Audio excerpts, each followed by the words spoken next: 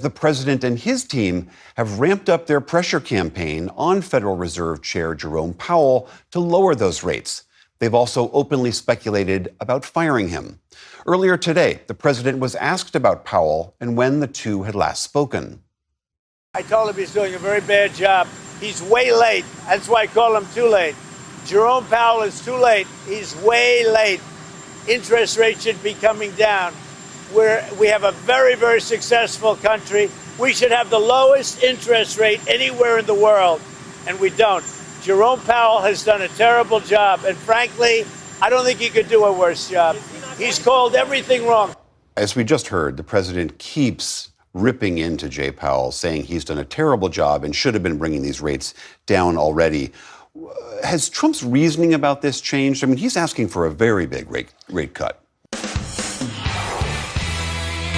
Janet Yellen is highly political, and she's not raising rates for a very specific reason, because Obama told her not to, because he wants to be out playing golf in a year from now, and he wants to be doing other things, and he doesn't want to see a big bubble burst during his administration.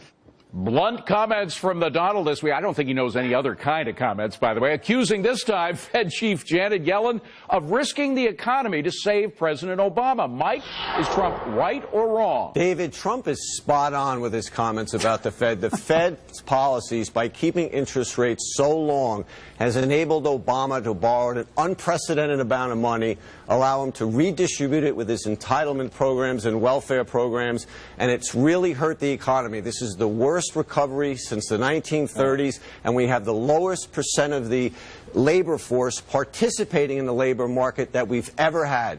For more, we are joined again by David Wessel. He's director of the Hutchins Center. Well, I think the president is trying to make clear that if we have a bad economy later this year or early next, it's Jay Powell's fault, not his.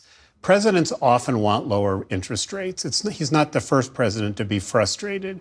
What is striking in the last few days is the president has been saying they should cut interest rates not because that's what the economy needs, not to fulfill their mandate of maximum employment and price stability, but instead they should make it cheaper for the government to borrow, make it easier for the government to run deficits. And that really is unusual. In fact, the whole reason we have independent central banks is because politicians decided if they set interest rates, they would tend to set them too low. Right. We get more inflation just to make it easy. This is the kind of stuff that the leaders of Hungary and Turkey do. It's very unusual in the United States. It's alarming because it makes people wonder whether the next Fed chair will be someone who Trump thinks will take orders from him. And that's not something that we want to see or that the markets want to see.